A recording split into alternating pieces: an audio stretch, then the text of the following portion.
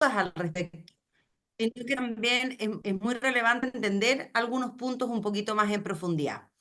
Así que, sin más, quiero presentarles a Richard Hensel. Él trabaja con nosotros hace varios años ya, quizás unos 7 años, para poder ver los temas tributarios para nuestros clientes y nos pareció muy contingente que pudiéramos tocar este tema, sobre todo porque hay periodos en que la ley ha puesto topes de tiempos. Entonces nos parecía muy importante poder hacerlo. Así que, Richard, nuevamente te damos la bienvenida. Gracias por participar en este Pregúntale al Experto, que tenemos una idea que va a durar cerca de media hora. Podría extenderse un poco más de acuerdo a las preguntas y el grado de intensidad de preguntas que tengan nuestros participantes, pero la idea es informar y que sepamos un poco más en profundidad, como digo, esta ley, de qué se trata. Tiene muchísimas aristas, vamos a tratar de concentrarnos en las que creemos que pueden ser relevantes para el impuesto a la renta, para el global complementario de nuestros clientes, amigos y demás. Así que, Richard, muchas gracias por estar con nosotros de nuevo. Gracias, Katy. Muy buenos días a todos. Bueno, gracias a ustedes por invitarme a contarles un poquito de estas cosas que nos tienen bien atareados este último tiempo. Ante todo, feliz cumpleaños, Katy. Que sea un gran día para ti. Y bueno, vamos a entrar en materia en un tiempo, ya que son muchos puntos los que tiene la ley de cumplimiento tributario. Preparé una pequeña presentación, espero no ser muy latero, espero no demorarme mucho en algunos puntos. Vamos a ver los aspectos más relevantes de esta norma, porque técnicamente tiene muchos cambios, sobre todo por el lado de código tributario, pero hay cosas que yo creo que son más de interés de un inversionista o de un tenedor de bienes o activos que son importantes que los conversemos. Entonces, para partir un poquito de historia, esto es muy reciente, la ley se publicó recién a fines de la semana pasada. Es un proyecto de varios que conforman el paquete que se ha denominado pacto fiscal. ¿Ya? Esto es una parte que va con otras medidas que están dentro del fast track del gobierno. Ahora, este es un proyecto que ustedes habrán escuchado en las noticias que ha tenido distintas dificultades, partiendo por el hecho de que se demoró mucho su tramitación y posteriormente se demoró mucho la promulgación de la ley. Y eso ha generado que hay distintos cambios, entre ellos algunos beneficios, que nacen con un muy corto periodo de vida. Por lo mismo, el día de ayer, el Ejecutivo, el presidente, ya envió un mensaje, un proyecto de ley al Congreso para extender ciertos plazos, básicamente en tres temas que son críticos dentro de esta ley. Uno es la repatriación de capitales, que la vamos a tratar en particular. Otra medida que tiene que ver con el término anticipado de juicios tributarios, que son aquellos contribuyentes que están en alguna pelea con el servicio, que podrían eliminar esos juicios. Y el último es el tema de convenios de pago. Son todas medidas que tienen un muy corto plazo de vigencia y por eso hay que extenderlas para que se puedan acoger correctamente. Adicionalmente a eso, como ya venían preparándose en el gobierno, el Ejecutivo ya emitió distintos documentos, el Servicio de Impuestos Internos principalmente, que tratan de estas materias. Hay una circular que ya está emitida que tiene que ver con la entrada en vigencia justamente y hay otras circulares que están en consulta. ¿Qué quiere decir que estén en consulta? Que se lo traspasan a los contribuyentes, especialmente a los asesores tributarios, para que podamos comentar respecto de la aplicación práctica de una norma. Imagínense que eso va a estar en consulta hasta el mediados de noviembre, o sea, si es que no se extiende el plazo por la otra ley, vamos a tener 15 días para poder acogernos a un beneficio determinado. Y asimismo, el servicio ya ha emitido distintas resoluciones que tratan respecto de estas materias para poder implementarlo de la manera más fluida posible. Dicho eso, vamos a pasar primero por algunos temas que creo que son interesantes que ustedes los conozcan, que no van a estar tanto en el fondo, pero es interesante que los conozcan y también para que entiendan un poco el fondo y la intención de este proyecto de ley. Lo primero, y como es obvio, una de las principales intenciones de este proyecto es incorporar más funcionarios públicos al sistema. 1.616 para ser preciso, ¿ya? O sea, cuando uno se pregunta para qué están buscando los financiamientos, no son solamente para estos grandes proyectos estructurales del gobierno, sino que también es para insertar más poder de fiscalización al sistema, tanto en el Servicio de Impuestos Internos como en Tesorería y como en aduana. Y acompañado con eso, también con la intención de una mayor fiscalización, se han incorporado algunos conceptos que son bien interesantes de analizar. Lo primero es, se genera esta figura del apoderado del grupo empresarial, que es un mandatario, un representante de los grupos empresariales. Uno diría, pero bueno, ¿por qué tengo que incorporar un mandatario o un apoderado de grupos empresariales si todas las sociedades de Chile tienen un representante en el Servicio de Impuesto Interno? Solo Dios sabe, solo Dios y el gobierno lo saben, pero bueno, está dentro de la intención de una mayor fiscalización. Richard, ¿te puedo hacer una pregunta respecto a este tema? ¿Esa persona tiene responsabilidad civil y penal? No, esa persona es solamente un apoderado ante el Servicio de Impuestos Internos para efectos de comunicación y coordinación. Ok, ¿Qué sucede? En los grupos empresariales generalmente tengo distintos temas a través de distintas sociedades con el Servicio de Impuestos Internos. sí. La idea de este apoderado es un poco coordinar con una sola persona las distintas materias que pueda tener un grupo empresarial. No obsta que cada una de las sociedades del grupo tenga su representante, muchas veces tenemos sociedades dentro del mismo grupo empresarial que tienen distintos asesores. Entonces van todas por un carril separado, pero a través de esta figura del apoderado puedo agarrar, entre comillas, al grupo completo para efectos de comunicación y coordinación de los temas tributarios. Ya. En la misma línea y muy en la tendencia, se crea el concepto de la sostenibilidad tributaria, que yo, a mí personalmente me parece que es un tema, un término un poquito más de moda, pero que tiene algunas implicancias interesantes. No estoy diciendo que esté mal, sino que estoy diciendo que es algo que es interesante de analizar. ¿Y qué quiere decir esta sostenibilidad tributaria? El fisco pretende fomentar una relación mucho más cercana con el contribuyente, amparados en la idea de una cooperación mutua y una transparencia, pero al final del día son medidas que tienden a una mayor profundidad en la fiscalización, una mayor facilidad para el servicio de poder fiscalizar, pidiéndole al contribuyente que aporte un montón de datos que si no tendría que ir a buscar el servicio de impuesto interno. Y ahí se genera la idea de la certificación de sostenibilidad, acuerdos de cooperación, registros de transparencia. Entonces, si yo hiciera todo lo que dice esta norma, finalmente sería yo el que le hace toda la pega al servicio eh, y estaría a disposición de él básicamente todo el tiempo, ¿ya? Esa es la idea un poco del registro de transparencia tributaria y usted contribuyente va a ser parte de este registro y por lo tanto cumple, entre comillas, con todo lo que nosotros decimos. No me parece mal, pero por supuesto que en la implementación vamos a tener que ver si es que tiene un buen resultado o no. ¿Ya? Ok, pasando a los temas más de fondo. Se aborda en esta ley de cumplimiento tributario los conceptos de abuso y elusión. En las reformas pasadas ustedes habrán escuchado de la norma general antielusión, los tribunales tributarios y aduaneros, un poco más de especificación en términos de las sanciones que puede aplicar el Servicio de Impuestos Internos, etcétera. Con esta ley lo que el gobierno ha pretendido y el Servicio de Impuestos Internos ha pretendido es tener una mayor facilidad en la aplicación del concepto de abuso y elusión, las simulaciones, los actos simulados, etcétera. Entonces se han especificado ciertas conductas que se van a entender como abusivas o elusivas. Y ahí están las que se señalan en esta diapositiva, que tienen que ver con actos o hechos que, en opinión del Servicio de Impuestos Internos, puedan significar que yo estoy tratando de diferir el pago de impuestos, que estoy tratando de disminuir una base imponible o la base sobre la cual tengo que aplicar un impuesto, por ejemplo, incrementando un costo tributario, o por ejemplo, eh, generando gastos en una empresa que sean injustificados. Todas esas pequeñas acciones o todas esas operaciones pueden ser calificadas al final del día como abusivas o elusivas, ¿ya? Y en este sentido, un concepto que también probablemente han escuchado está la simulación, que es una forma de abusar de la norma o de eludir el pago de impuestos. Y aquí sí hay una norma que es sumamente relevante, que tiene que ver con algo que ya venían tratando de implementar en reformas anteriores. Y es la aplicación de multas en caso de que se decrete o se declare un acto abusivo o simulado.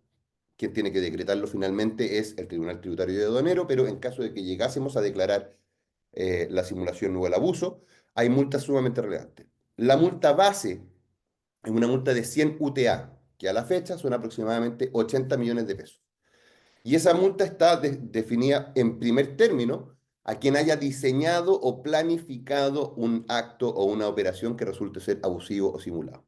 ¿ya? O sea, básicamente a gente como yo le quieren cobrar 80 millones por pensar o por la creatividad que uno pueda tener en el mundo de los negocios.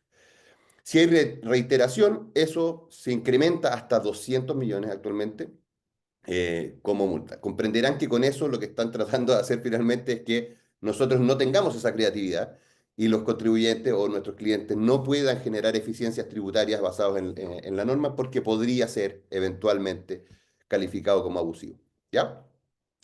Adicionalmente, el plazo de prescripción que ponen para poder atacar estos actos simulados es de 6 años, pero esos 6 años se van a contar desde el minuto en que se decrete el acto abusivo simulado.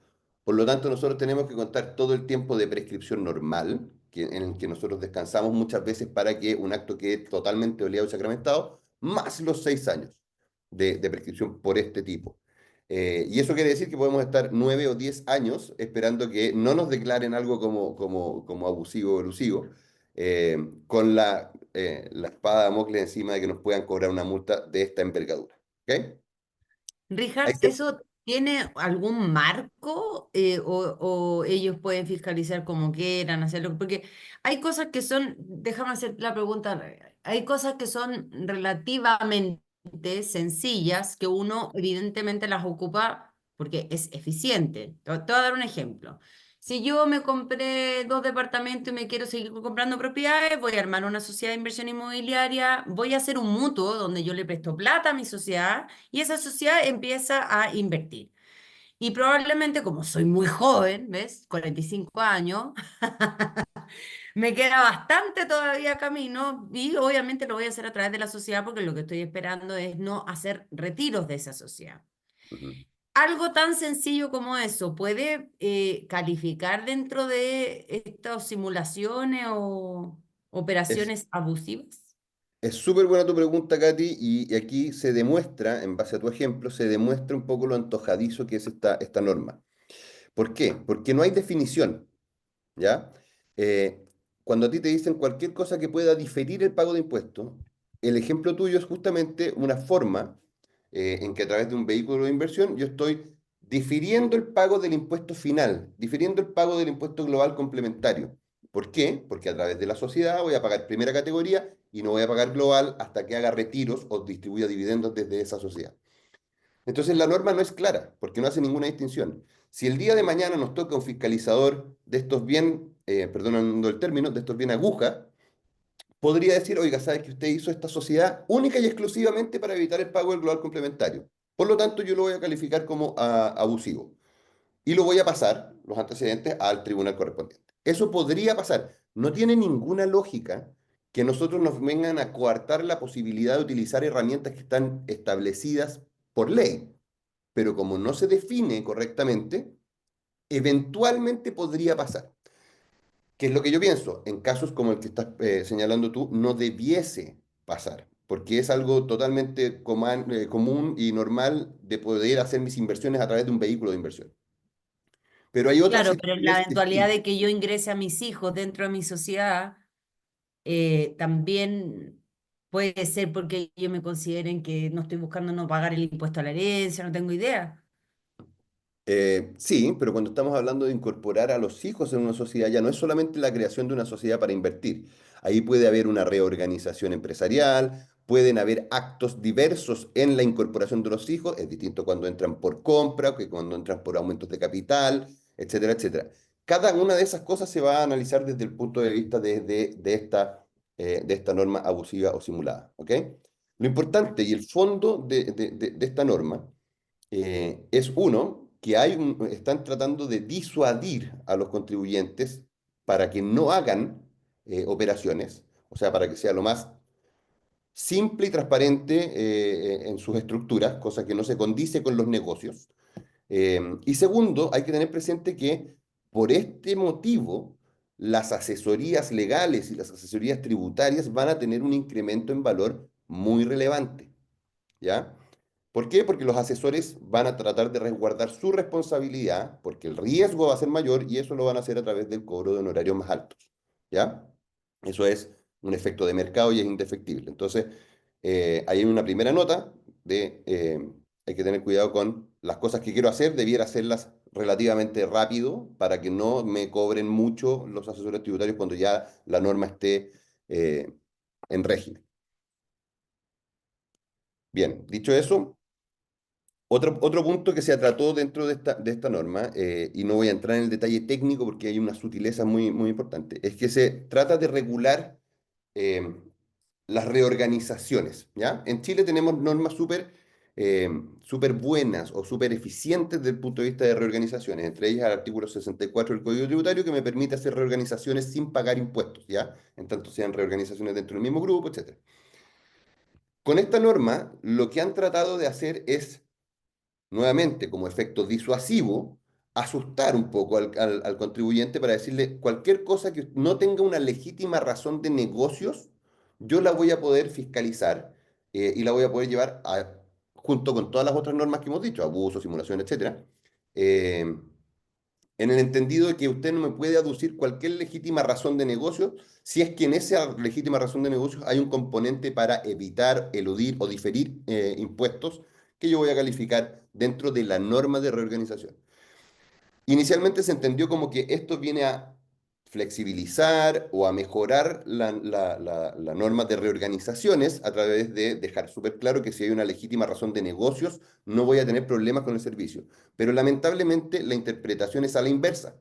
Cuando me definen precisamente lo que es una legítima razón de negocios y me dicen que no puede tener ningún componente tributario asociado, lo que están haciendo es tratar de decirme cualquier cosa que yo pille y encuentre que usted está tratando de eludir, diferir, le voy a votar la legítima razón de negocios y lo voy a fiscalizar aplicando todas las normas que ya hemos comentado. Entonces, el foco del Servicio de Impuestos Internos y de los fiscalizadores en general va a estar en revisar las reorganizaciones muy al detalle para efecto de determinar si es que hay componentes tributarios dentro de esa legítima razón de negocio esgrimida para poder fiscalizar y aplicar impuestos, ¿ok?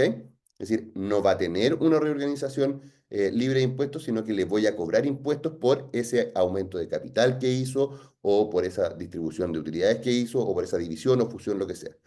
¿Ya?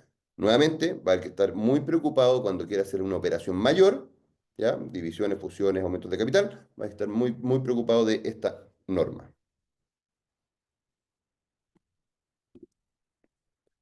Respecto al secreto bancario, y esto ha sido muy bullado, es algo que todavía necesita un poco más de elaboración y circulares del Servicio de Impuestos Internos, pero la verdad es que el secreto bancario llegó y cuando a mí me fiscalicen y entren en la instancia de citación, van a aplicar el levantamiento del secreto bancario y yo voy a estar obligado, más bien el banco va a estar obligado a entregar esa información. Habrán escuchado un montón de cosas respecto de las 50 transacciones, que la gente que tiene emprendimientos menores y que los van a atacar por este lado. Eso es lo que va a regular el Servicio de Impuestos Internos a través de circulares, oficios y resoluciones. Pero lo medular está en que cada vez que yo esté en un proceso de fiscalización que hubiese avanzado, es probable que me levanten el secreto bancario para investigar. La parte de la citación, dentro de un proceso de fiscalizaciones, cuando ya me notificaron un par de veces, tuve un par de interacciones con el Servicio de Impuestos Internos. El Servicio de Impuestos Internos no ha quedado satisfecho con mi respuesta y en ese momento emite una citación. En ese minuto, desde ese minuto en adelante, es en que se puede levantar el secreto bancario para efectos de la fiscalización. ¿Por qué es importante entender esta parte? Porque todo el proceso administrativo que viene antes de la citación suele ser bien efectivo para resolver los problemas con el servicio. Ahí lo importante es estar bien asesorado y poder resolver antes de llegar a una etapa de citación. ¿Ya? Ese es como el gran mensaje. Si logramos hacer eso, nos podemos olvidar del levantamiento del secreto bancario y poder vivir tranquilos como lo hemos hecho hasta ahora. Oye, te hago una pregunta. Esto es, supongamos que a uno lo citan y quien entrega la información es el banco directamente al Servicio de Impuestos Internos. Esto es como a pedido, no es, ¿cierto? Como pedido. O sea, el Servicio de Impuesto Interno a pedido por persona que está citada empieza a hacer el requerimiento de información a los bancos. Sí, a ver, entendiendo que es a pedido solicitado por la instancia de fiscalización. Claro, Sí, y es quiero saber la plata que tiene Katy Rus en la cuenta corriente, porque la tengo citada. claro. y eso lo entrega al banco directamente, que encuentro que es un poco peligroso con todos los secuestros y toda esta cuestión, los gallos saben que tenéis plata en la cuenta o tuya o de la sociedad o de lo que sea. No, por supuesto, tienes toda la razón. Efectivamente, el procedimiento funciona así dentro del proceso de fiscalización por las personas autorizadas en el proceso de fiscalización para solicitar la información. Ahora, el Servicio de Impuestos Internos no puede entregar esta información a nadie fuera del proceso. Y ahí son garantías que se establecen de protección de la información de los contribuyentes. ¿Ya? Eh, y ese es el levantamiento de secreto bancario, simplemente tiene una función para ese proceso de fiscalización. O sea, podría ser, voy a conjeturar, porque las circulares y las resoluciones no se han emitido, voy a conjeturar en el sentido de que el Servicio de Impuestos Internos puede entrar a la cuenta, mirar, ver de dónde viene la transferencia, cerrar y salir. O sea, no va a ser un procedimiento permanente del servicio dentro de tu banco, dentro de tu cuenta bancaria o extendiéndose a otros productos financieros.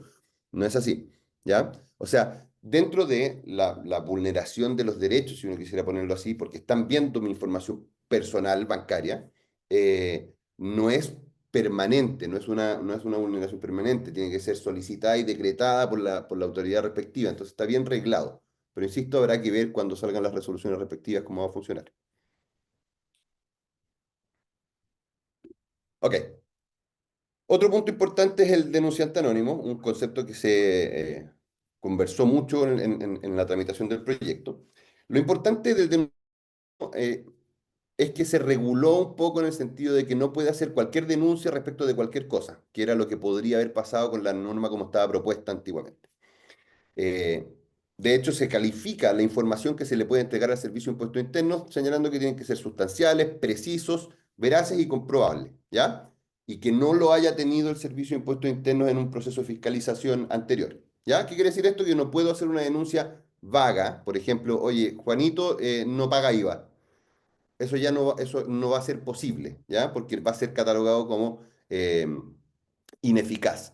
Y el hecho es de denunciar cualquier cosa que antes era un peligro para todos nosotros, va a estar sancionado, y va a estar sancionado pecuniariamente, o sea, con multas, y eventualmente con privación de libertad o penas privativas de libertad, o eventualmente privativas de libertad, presidios menores en su grado medio máximo, para ser preciso. ¿Ya? Habiendo superado esa primera barrera, sí hay premios para los denunciantes que sí cumpliendo con la calidad de la información que entregan al Servicio de Impuestos Internos, van a haber premios, ¿ya? Y eso puede llegar hasta el 10% de la multa que aplique el Servicio de Impuestos Internos.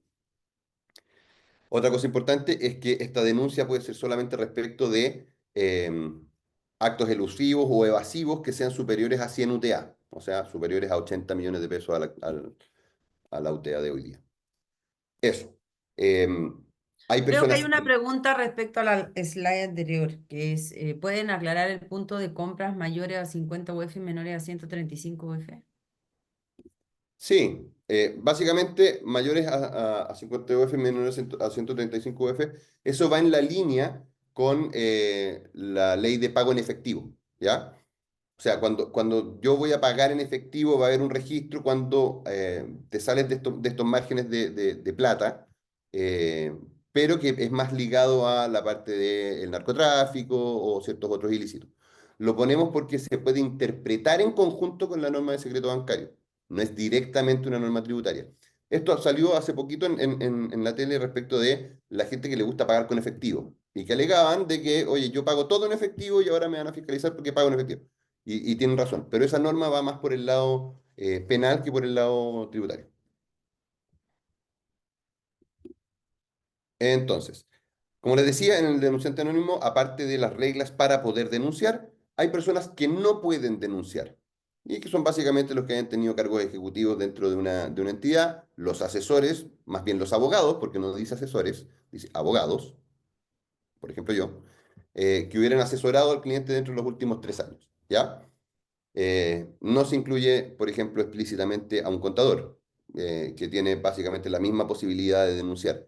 Pero es como está la norma, esperamos que eso se aclare, porque también es un poquito abusiva para los asesores que Es un trabajamos con los clientes. incentivo perverso, pues, efectivamente.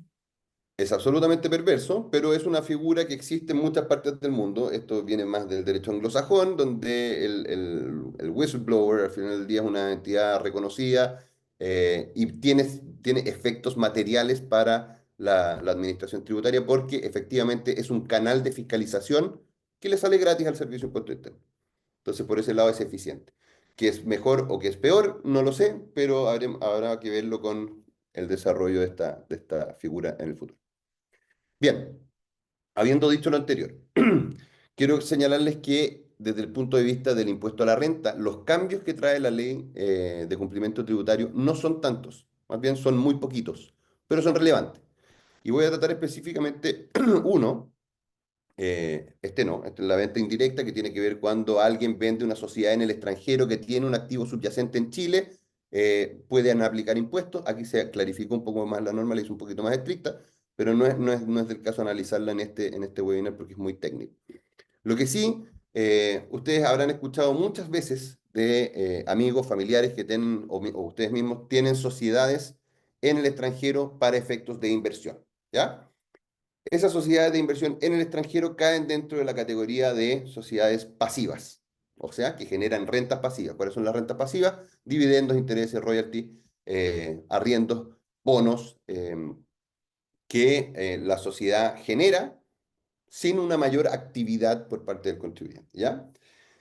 Y esta figura de la sociedad en el extranjero que tiene inversiones pasivas está ya regulada en la norma, se incorporó con la reforma del 2014 y tenía una regulación con la que todos estábamos más o menos tranquilos, ¿ok?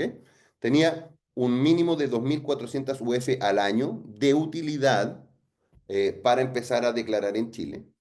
Y las normas de relación permitían que, por ejemplo, hermanos o padres e hijos fueran socios de esta sociedad en el extranjero y no se consideraran relacionados, que tenía un efecto importante porque cuando no eran relacionados no aplicaba la norma de CFC y yo no tenía que reconocer en Chile los ingresos devengados de esa sociedad. Devengado es un concepto de que yo tengo derecho a, no es que haya percibido realmente, entonces funcionaba para diferir pagos de impuestos y hacer crecer el patrimonio de una sociedad de inversión en el extranjero.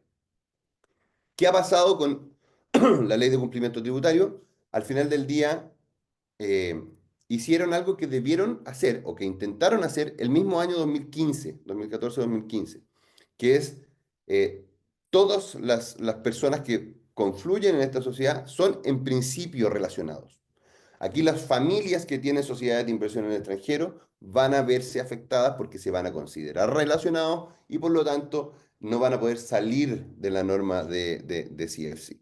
Y adicionalmente se establece que las sociedades que están incorporadas en países de baja o nula tributación o de tributación preferencial no van a tener el monto exento de las 2.400 UF. Por lo tanto, desde el primer dólar de utilidad siendo relacionados, los voy a tener que declarar en Chile sobre base de vengada.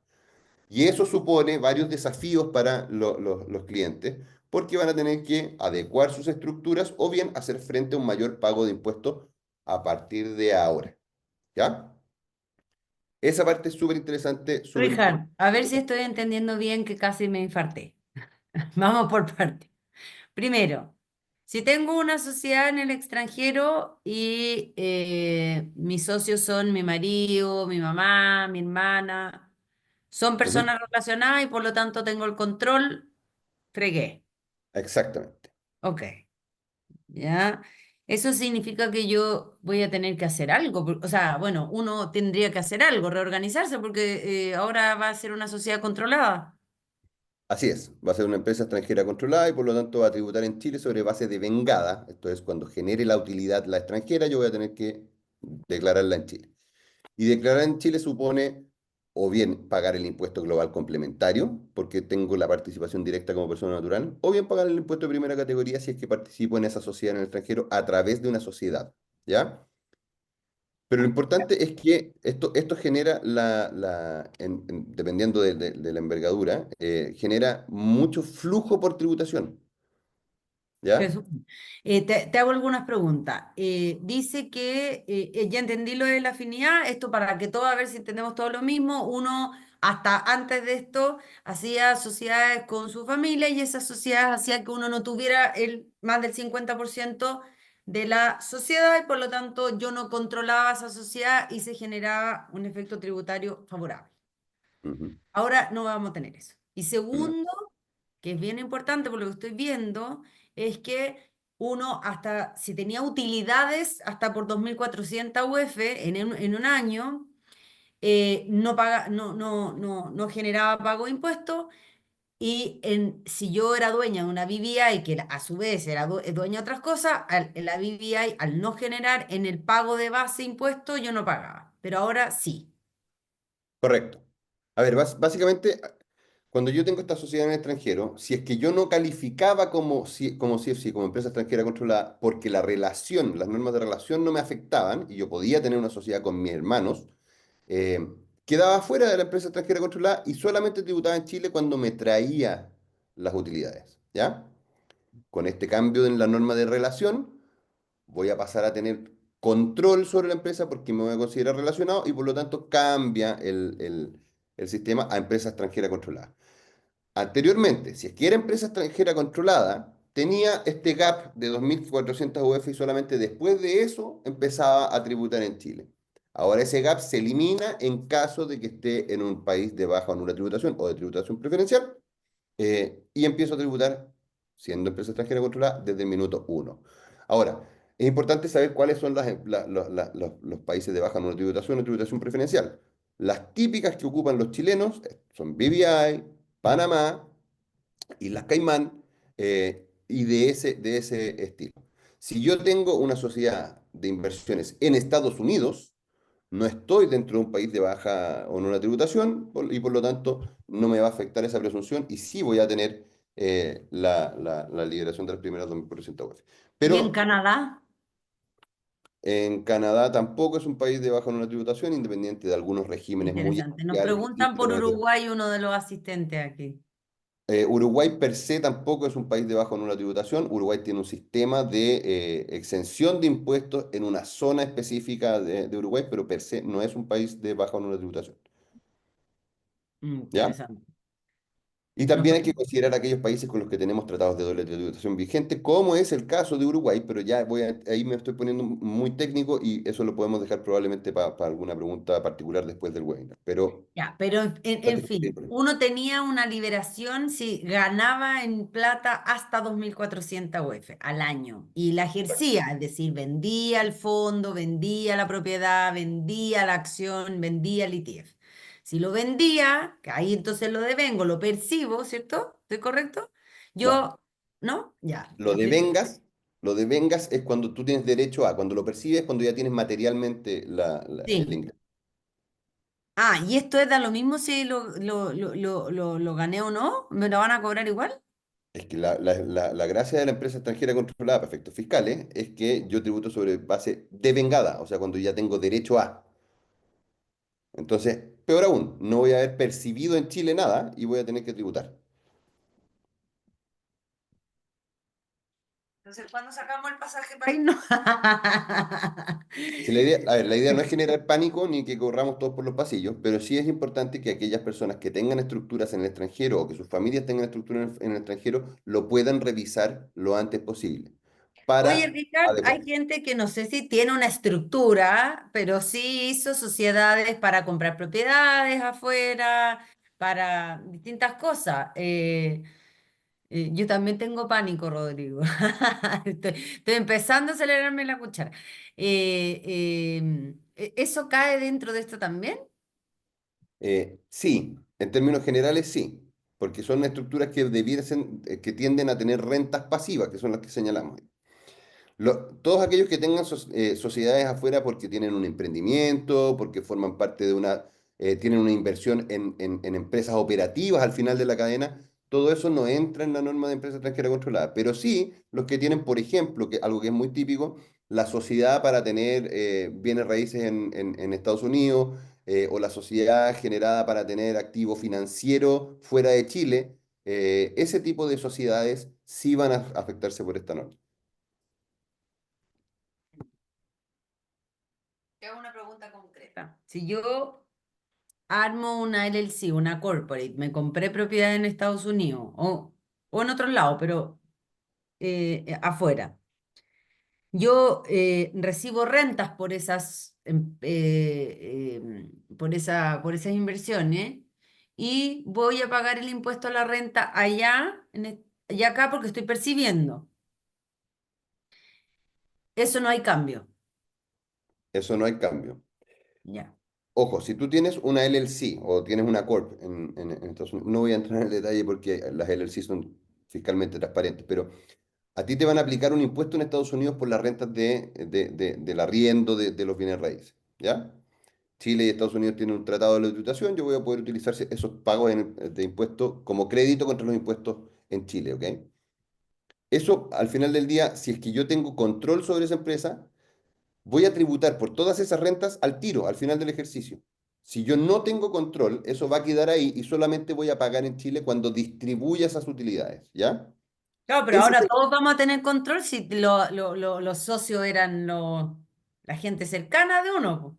es para ejemplificar el cambio. Entonces, con este cambio, yo ya no voy a tener al final del día la posibilidad de emposar ese patrimonio en Estados Unidos y pagar en Chile cuando distribuya, sino que voy a tener que empezar a pagar todo el tiempo. Y ahí la recomendación, esto requiere por supuesto de una asesoría en los casos, en cada caso particular, pero nosotros hemos notado que hay muchos clientes que tienen directamente los activos en Estados Unidos como persona natural. Y ahí sí que les va a pegar porque el impuesto global complementario, dependiendo del tramo, puede ser altísimo, ¿ya? Aparte de que esa estructura de tenerlo directamente como persona natural tiene varios otros efectos en herencia, etcétera, pero por ahí va la gran contingencia del cambio de esta norma, ¿ok? La recomendación Queremos es saber de eso en evitarlo. profundidad. Cuando Podemos tengo verlo en la profundidad, pero inversión como persona natural. ya, eso podemos hacer otro webinar, si no vamos a estar mucho rato porque tendríamos que entrar a la tributación de las LLC, de las corporations y el efecto en global completo. Vamos a hacerlo de todas maneras. Encantado. Pero siguiendo con la presentación, esta norma, como les digo, yo creo que es de lo más relevante para esta audiencia, de lo más relevante que trae la ley de cumplimiento tributario. Lo que nos lleva a uno de los puntos principales de esta presentación, que es la repatriación de capitales. ¿Ya? Ustedes habrán escuchado en el pasado el Super 8, lo que se hizo el 2015 con la reforma de Bachelet 2. Eh, ¿Cuál es la finalidad de esta norma en términos muy sencillos? Existen muchísimos contribuyentes chilenos que tienen bienes o rentas en el extranjero y que no los han declarado, ¿ya? Ya sea porque, no sé, les pagaron por un negocio en el extranjero y no lo trajeron, generaron comisión en el extranjero y no lo trajeron, tienen sociedades en el extranjero no declaradas en Chile que tienen utilidades, recibieron herencias en el pasado y las mantuvieron en el banco en Alemania o en Inglaterra, generan un trust familiar que nunca se regularizó y no lo han declarado. Todas esas situaciones caen dentro de esta definición de capitales no regularizados que ahora, con esta segunda ventana, se pueden declarar, se pueden regularizar en Chile pagando un impuesto que es infinitamente menor al impuesto que yo debiese pagar en términos generales, o mucho peor, al impuesto que yo tendría que pagar si es que me fiscalizan y encuentran que tengo un patrimonio en el extranjero, ¿ya? Esas diferencias son importantes, pero lo vamos a aplicar en las próximas slides. Lo importante es que esta ventana tributaria me da la posibilidad de regularizar eso pagando un 12%, antiguamente fue un 8 y por eso se llamó 8, Super 8, eh, pagando un 12% como impuesto único. Pago una vez 12% sobre eso y no pago más impuestos. Y eso me da la posibilidad de mover ese patrimonio, traerlo a Chile o no, invertirlo en lo que estime conveniente y que Katy nos asesore y nos diga en qué invertirlo, comprarme el yate o el departamento en Miami. También, para todo eso queda el patrimonio liberado, transparente y de libre uso. ¿Ya? A diferencia del proceso del 2015, que fue un poquito más rígido, hoy día se ha destrabado, gracias a la experiencia que tenía en ese proceso, y es, entre comillas, un poquito más sencillo declarar, ¿ya? Sabemos que los tiempos no son los óptimos, pero sí, tal vez el procedimiento sea un poquito mejor. Lo importante es entender quiénes se pueden acoger a esta repatriación. Primero, los que tengan residencia fiscal con anterioridad al 1 de enero del 2023, ¿ya? O sea, es bastante amplio. Solamente los que llegaron a tener residencia a Chile los últimos 2 años no pueden aplicar para este beneficio, que tampoco tiene mucho sentido porque si soy un extranjero Inicialmente yo no pago por mis rentas de fuente extranjera, entonces no tendría mucho sentido. Pero bien, los residentes fiscales con anterior al 1 de enero del 2021 y que hayan adquirido estas rentas o tengan estos patrimonios antes del 1 de enero del 2023 en el extranjero y no los hubieran regularizado. ¿Ya? Eso respecto de la base que yo voy a declarar. Pero sabemos que esos patrimonios también generan utilidades. Por lo tanto, aquí el legislador dijo, las rentas que hayan generado tales bienes se pueden incluir aquellas generadas hasta el 31 de diciembre del 2023. O sea, te dio un año más para incrementar este patrimonio que puedes declarar. ¿Ya? Por supuesto que uno no puede haber sido condenado por delitos tributarios o lavado de activos. Ya, Catita. aquí explicar, a ver si entendí bien, si entendimos bien.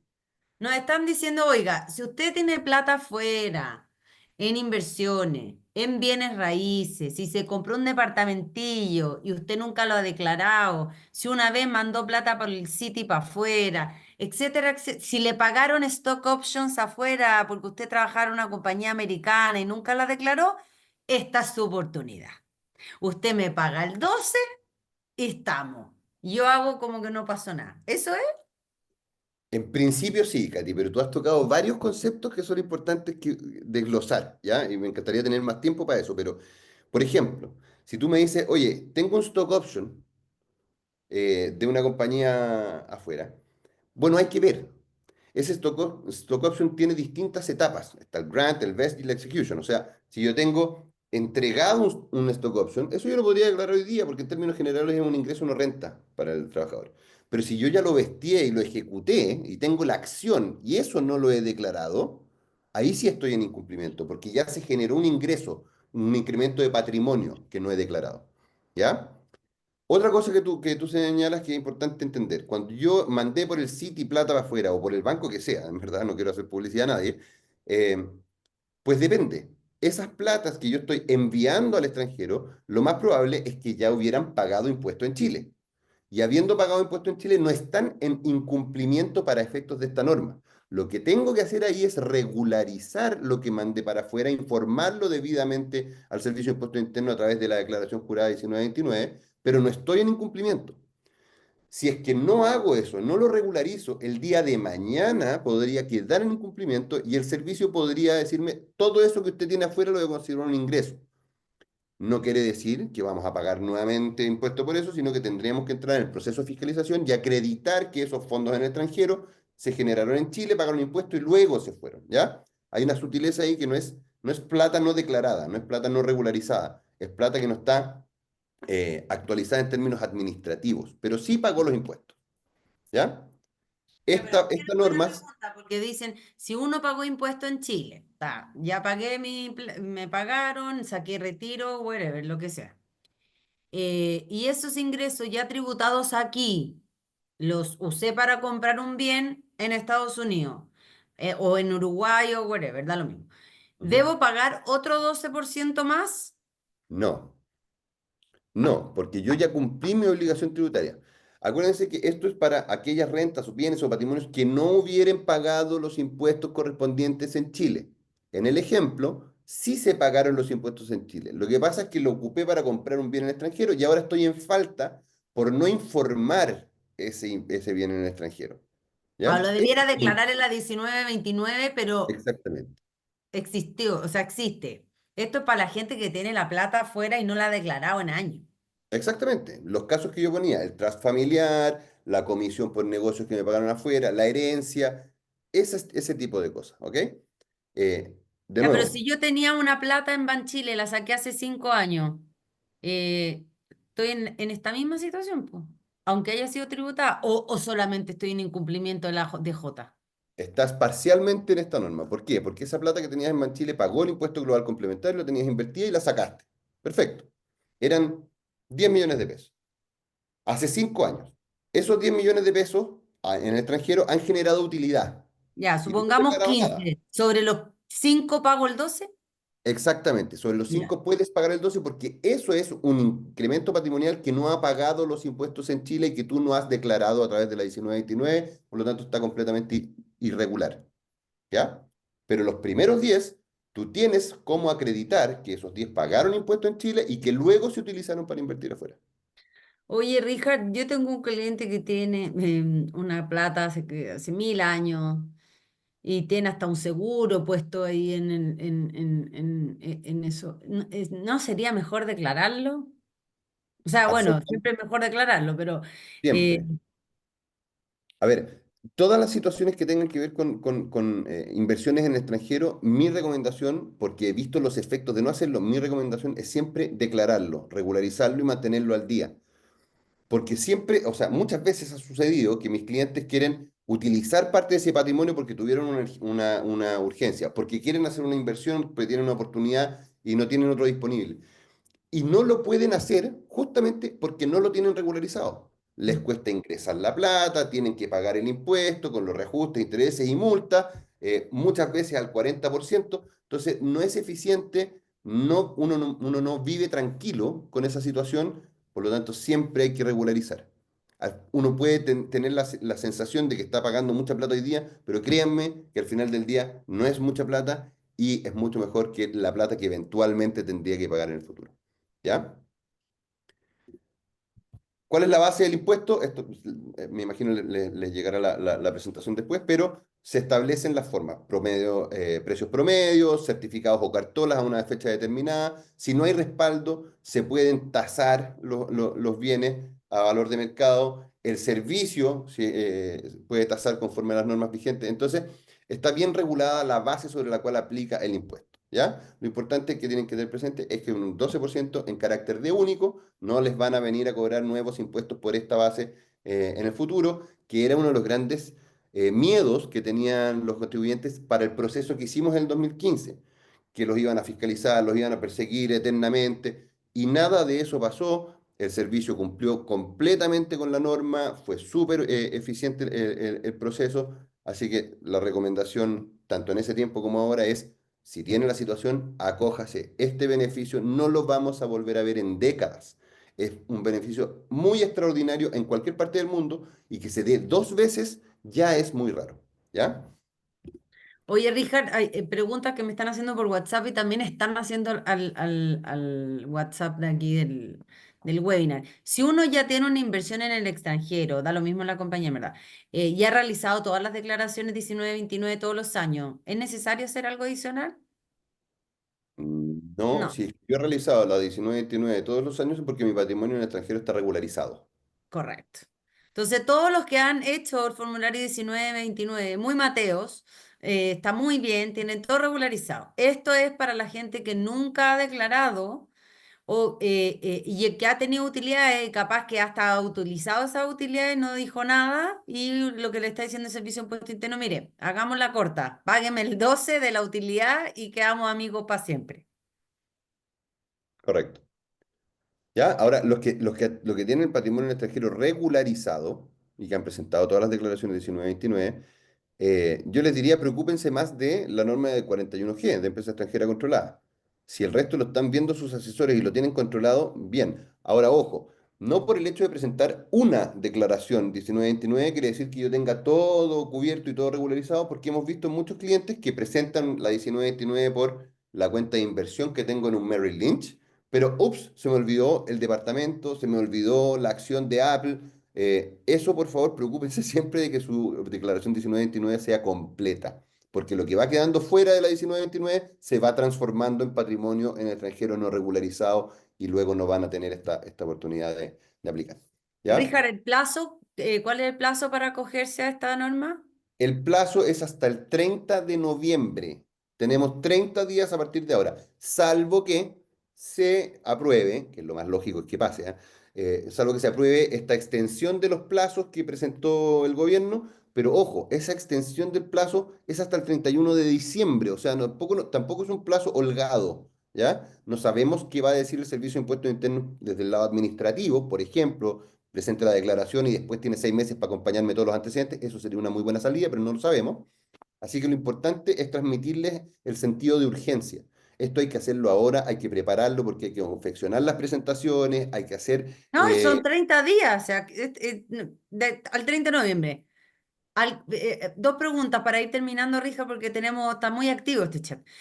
Para el caso de acciones BEST, esto cubriría las existentes, pero las que hagan BEST, en el futuro, asumo, no aplican este beneficio del 12%. Las nuevas No, caen en el mismo problema, correcto. no aplican este 12%, pero en la mecánica de los stock options, recuerden que cuando a mí me dan el grant o el vesting inicial, eso para el chileno es un ingreso no renta. Entonces, ¿yo qué hago ahí? Lo empiezo a declarar en la 1929 y voy a cumplir. No voy a Bueno, tener problema. ¿Ya? claro, siempre debiera declararlas. Anda, nunca no. Es que después o sea, al momento del grant, yo todavía tengo, es un germen de derecho. Eso puede pasar como puede no pasar. Por Ya, lo pero tanto, ahí no cuando tengo nada que pasa, declarar. te Cuando suman la pasa, renta. cuando pasa, ya está ingresado en mi patrimonio. Desde ahí tengo que tenerlo en regla. ¿Ya? Y eso hay que saber que tu empresa no lo hizo. O sea, si yo tengo acciones de L'Oreal, de Walmart, da lo mismo. No es porque yo trabaje en una mega compañía que la compañía declaró que me había pagado esas acciones y peor que ya se vencieron, hasta las tengo listas, incluso las podría vender. Esa es responsabilidad mía como contribuyente. Siempre es responsabilidad del contribuyente. Es muy distinto al sueldo, en que la empresa eh, declara todos los meses. Esto es un activo distinto que viene del contrato de trabajo y por eso es un ingreso no renta en un principio, pero es obligación del contribuyente declararlo. Oye, hay una pregunta acá que tengo que contestar, porque si tengo inversiones en Pershing desde hace 5 años a través de la Raíz Vial, asumo que la Raíz Vial informó esto en su DJ al Servicio de Impuesto Interno. La respuesta es sí, pero don Cristian, no es por la Raíz Vial donde usted tiene que tener la plata. Tiene que asesorarse con Grey Capital y le vamos a decir por dónde. No, nada que ver la Raíz Vial, ¿ah? Le están cobrando caro y no tan bueno. Así que asesórese mejor con nosotros. Por favor, asesoría@greycapital.cl. Ya, Preguntan, ¿cuál es el riesgo del cliente que tiene stock options si no declare ni pague el 12% y que quede mal? De nuevo, declare mejor, duerma tranquilo, no, ¿cierto? y si voy a ver, es súper importante este punto. El que no hace nada, no solamente respecto del stock option que no declaró, el que no hace nada, tiene el patrimonio no regularizado en el extranjero.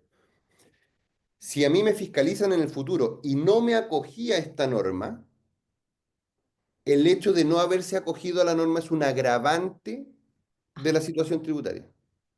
O sea, me castigan por no haberlo hecho.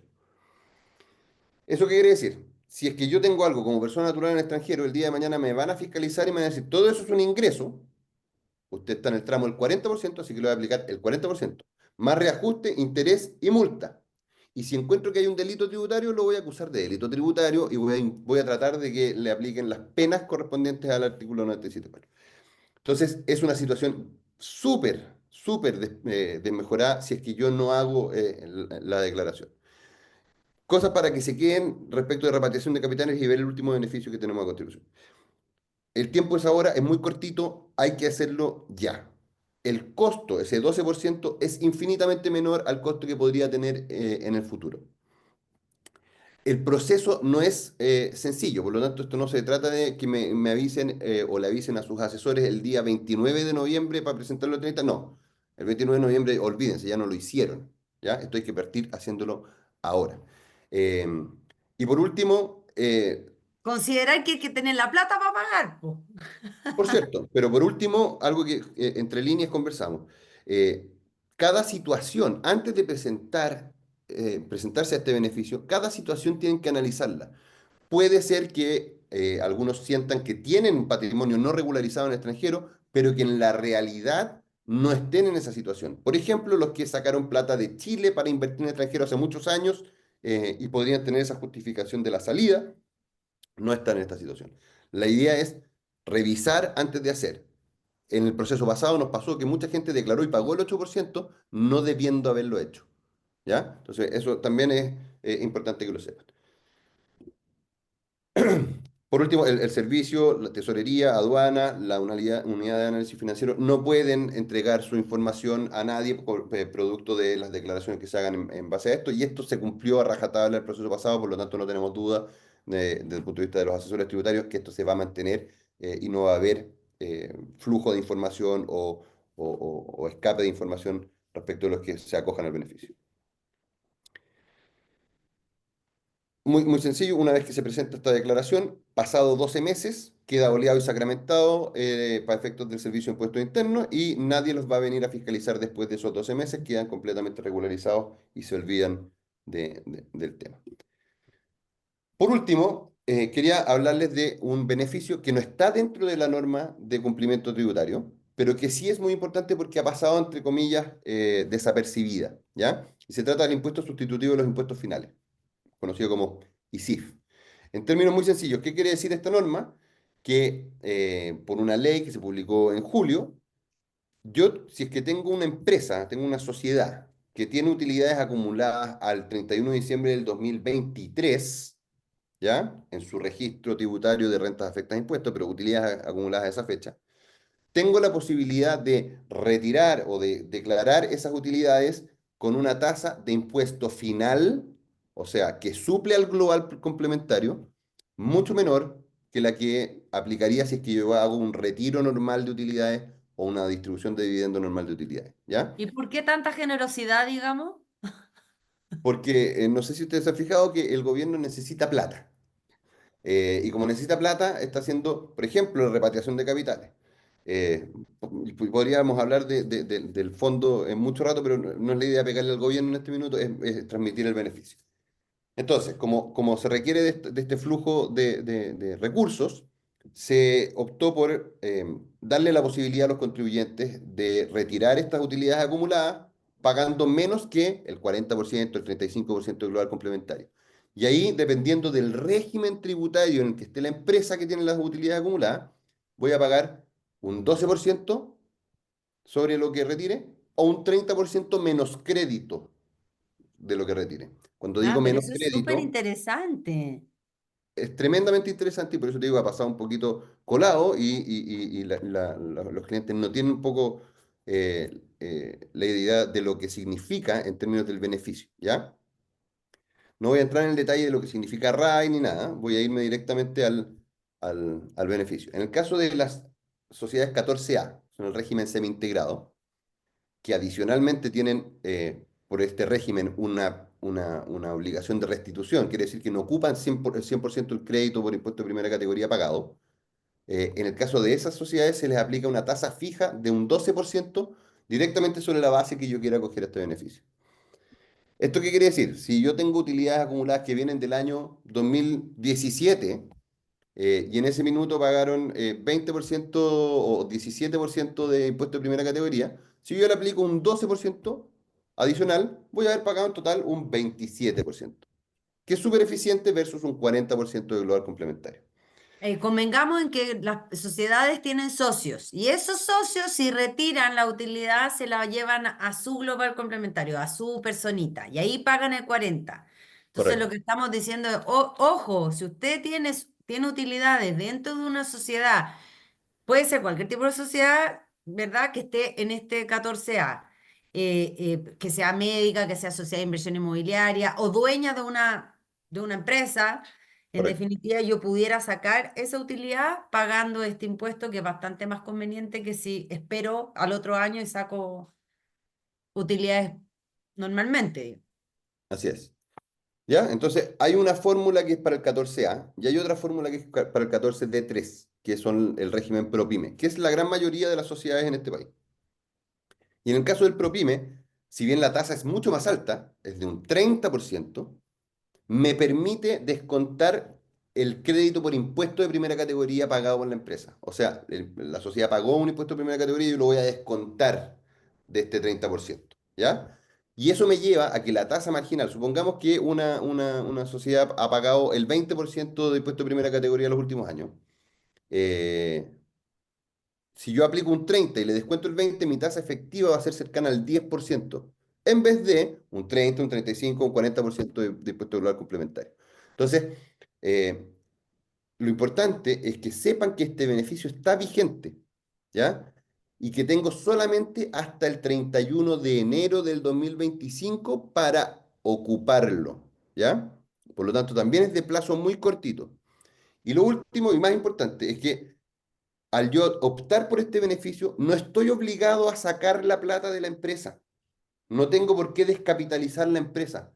Lo dejo ahí reservado y el día que yo quiera, sin ningún orden de imputación, sin ninguna regla especial, el día que yo quiera lo saco, sin pagar Interesante. impuesto, porque ya lo pagó la empresa a título de impuesto único. ¿Ya? Entonces, es una súper oportunidad para hacerse de caja o caja futura, que yo diga el día de mañana voy a querer sacar, bueno, tengo pagado este beneficio desde ya y el día de mañana lo saco. ¿Ya? Es una súper buena oportunidad para los clientes que tengan esta situación de utilidades acumuladas en el registro RAI al 31 de diciembre del 2023. ¿Ya? Me imagino que estamos quedándonos cortos de tiempo, Katy. Así que Sí. si hay alguna pregunta, encantado de resolverla. Hay muchos más temas que salen de estos temas que hemos conversado, que los podremos coordinar, Katy, Vamos a hacer una sesión 2, una sesión 2. me parece fantástico. Por el momento, espero se hayan quedado con esta idea porque realmente los tiempos son muy cortos y los beneficios son muy buenos. Entonces, ojalá se queden con esa idea de tengo que revisar, tengo que llamar, voy a ver, a hablar con mi asesor, mi contador, con la Katy o qué sé yo, para que lo puedan ocupar porque después no van a ver beneficios como estos en un buen rato. Excelente. Muchas gracias, Richard, como siempre, por informarnos, por participar, por tratar de hacer fácil lo complejo, que estos son temas que por lo general uno no maneja bien, se confunde, son artículos, temas que uno dice, ¿cómo dijo que dijo? Así que es un agrado que nos puedas aclarar esto y de verdad que hay puntos que vamos a tener que profundizar porque no solamente son relevantes, sino que hay que hacerlo de todas maneras. Así que muchísimas gracias a todos también por conectarse, por querer saber más. Siempre la mejor inversión es en uno mismo, en aprendizaje, en conocimiento. Así que nada, desde Grey Capital nuestro propósito está intacto, que es de poder entregarles mejor salud financiera para todos. Así que tengan un muy buen día, un muy buen fin de semana larguísimo. Así que estén muy bien. Gracias, Richard. Gracias a ustedes. Cualquier cosa me avisan.